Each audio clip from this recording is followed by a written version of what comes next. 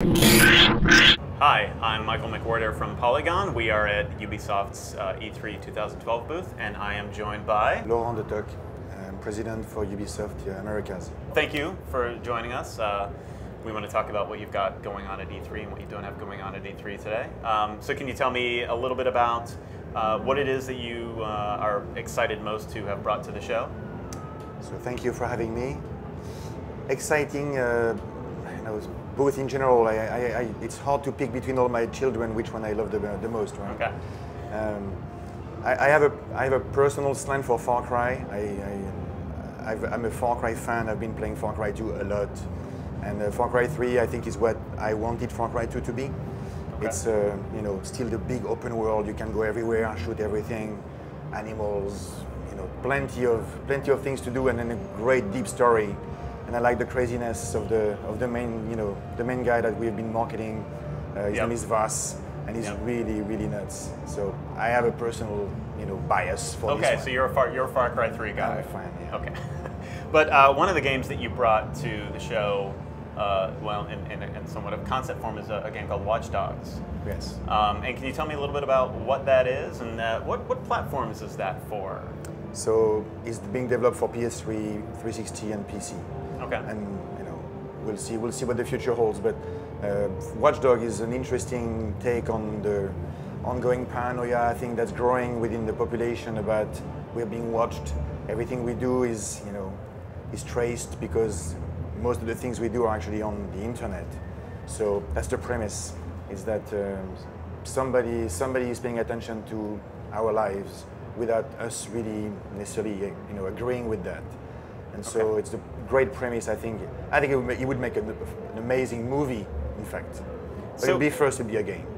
So Watchdogs, what we saw in that preview video, is that running on a PC right now? It's running on a PC. Okay. And is that something that you're looking that you might bring to future platforms, next generation, forwards compatible? Like I said, for now it's 360, PS3, PC. Then we'll tell you more in the future if there's more to tell. Okay. So can you tell me a little, so the Doria engine? I won't be able to tell you anything about that. You can't talk about that. Okay. Some games that we were expecting to see here. Rainbow Six Patriots, is that, what's the story with that? Why is that not here today? It is not here today because we had other things to show, and we'll be bringing Rainbow Six when we think it's a better time to bring it. Okay, so you're still working on that, and yes, it's a game that's being made by our Montreal studio. Okay. Great ambitions. I think it's going to be an amazing product. Today, you're not going to get it, but soon you will. Okay, so you have maybe too much to show at E3 is what you're trying to tell us. That's a good point. Okay. We have a lot of good things to show, but it's not really about that. I think every game has a moment where you can put it in the better light, and for Rainbow, it's not. Okay. Not now. Okay. You guys showed a lot of Wii U content. Yes. Which is interesting. Ubisoft is very forward about embracing new platforms. Correct. Yes. And can you tell me a little bit about why you wanted to bring something like Zombie U to the Wii U in particular? So Zombie U in particular, I think it's because we know Nintendo's preference is not to have not hardcore, but more adult, mature. That's the word I was looking for. Mature content. Yep. So we decided to go all out and put something that was bloody and gory, and while at the same time, obviously, making it a great shooter. If you look outside, there's like a dozen nominations for awards on the game. So needless to say, it's a great product besides being mature content. Okay. And you also showed off Assassin's Creed 3 Liberation for the Vita. Yes. Which, we didn't see a lot of traction on the Vita. We didn't see a lot of new announcements. You were one of the few big titles that was coming to the Vita. What are your thoughts on that platform and kind of the viability of that platform? I think the platform is awesome. The games that are good for gamers on that platform are amazing. I don't know if you had a chance to play Uncharted, but to me it was very inspirational, saying you can do that or better. People are going to want to play it. So I think Assassin's Creed is going to be an amazing product on a great device. So I'm very bullish on it. Are you doing much development on the Vita outside of Assassin's Creed 3? What we haven't told you, I won't tell you. So. Okay. So maybe there's something in the future we'll be able to talk about that. Yeah.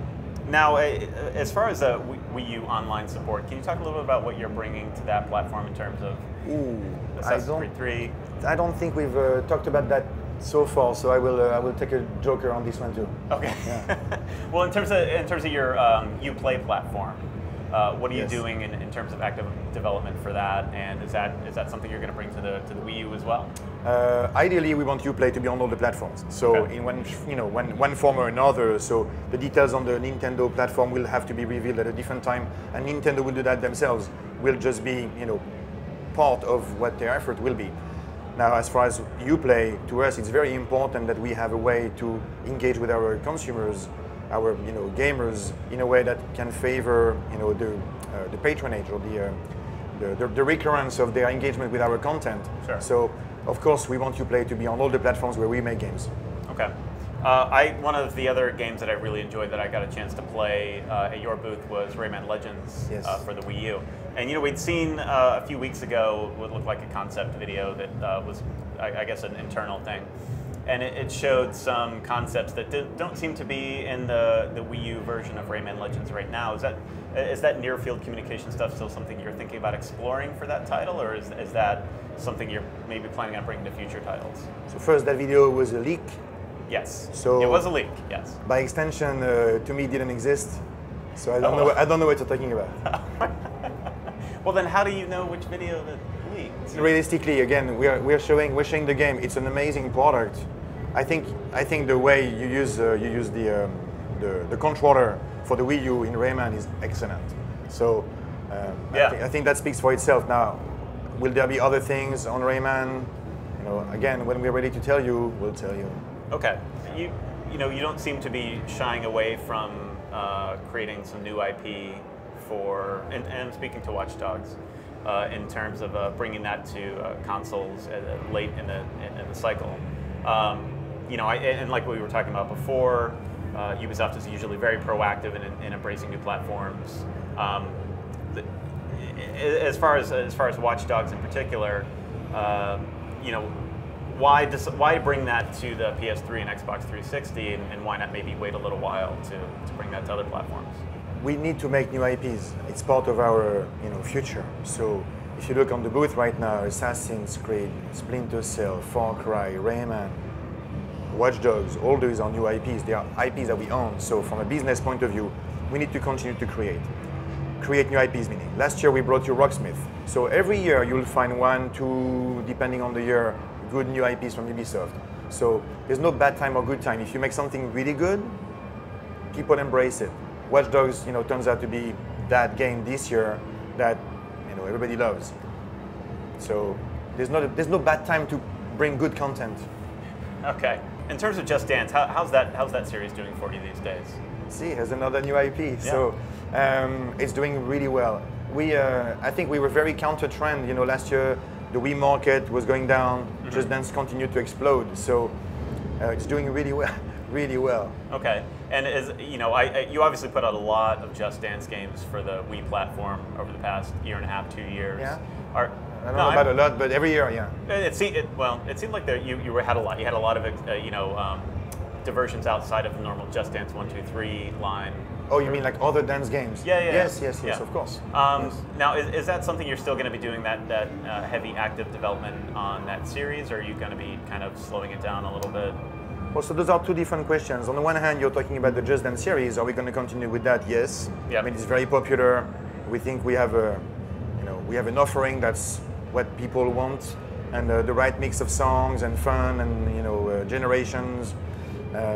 As far as other games in the dance genre, sorry. Yes, we need to continue to explore that. We did really well with the Michael Jackson product. Okay. I think there's a lot to be said for people's own preferences. So some people like a certain genre of music. Just Dance is very much a pop music product. I think other genres also could benefit from having a game that really caters more to that specific genre. So you should consider that we are continuing to look at ways to satisfy the appetite of other people, other consumers. Okay. In terms of Assassin's, it's our job, by the way. It's what we do for a living. We bring entertainment experiences. So when we find good ones, of course, we continue down the path and we explore where we can make more, because that's what we are here for, is to bring content that people want to play. Okay. In terms of the Assassin's Creed series, are you still aiming for a yearly development cycle on that, or a yearly release cycle on Assassin's Creed? Another question I won't answer. Sorry, but I'll be back to what I just said earlier. Yeah. There's no such thing as too much good stuff, right? Yeah. If it's good, then it survives, well, the test of time. So we've done that with Assassin's Creed for a few iterations now, and I won't tell you, because we will communicate on that when we are ready. Okay. But if it's good, people are not unhappy. Okay. Well, in terms of we have to make it good. That's the point. That's a complex product that's developed by a lot of Ubisoft studios in conjunction. And as you make the transition to the next generation of consoles and platforms, I'm just kind of curious as to what your approach is in terms of getting that franchise and transitioning that to all new platforms. I won't necessarily look into the platform problem, or it's not necessarily a problem, but the complexity of that. I think the complexity is more, again, we have to make good products. Mm-hmm. So if it takes multiple teams to iterate on the same IP so that you can have an annualization of the game in this case, or if it takes for us to take advantage of some specific skill sets we have in different places. In Assassin's 3 right now, I think there's 6 or 7 studios who are actively participating in the making of the game. So I think it's a strength, in fact, that we are developing now that could be expanding in the future, that we can have multiple sites collaborate on the product so that we can use better expertise that one site may have over another. At the end of the day, and once again, making good products is what we're after. What are you doing in terms of expanding Ubisoft in development studios? Are you still building? We are always looking at finding the right talent. So when it means building, we are building. Okay. A couple of things I just want to check on. Beyond Good and Evil 2, any update on that at all? Not from me. Not from you? Okay. So I heard you have a new Prince of Persia in the works. Is that here? Not from me either.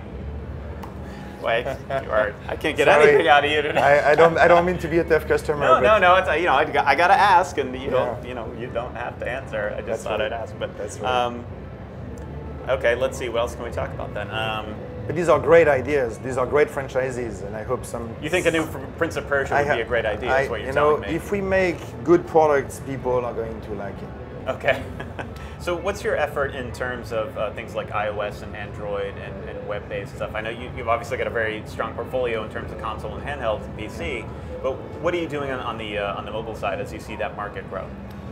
It's a market that we have to be in because our content needs to reside on that market. So how we approach it will really depend on the properties and the appetite, I guess, for some of the teams. But there's a lot. I think there's a lot of interest from many people within the company for companion gaming, where you can use the same brand and have it work across different platforms, and you can enrich the experience when you do that. Like for instance, we have a Ghost Recon Commander on Facebook that just came out, where you have, I think, something like 65% of the people who have been playing Ghost Recon Future Soldier have actually gone and looked into Ghost Recon Commander because there's links between the game that brings some additional elements into the 360 PS3 game.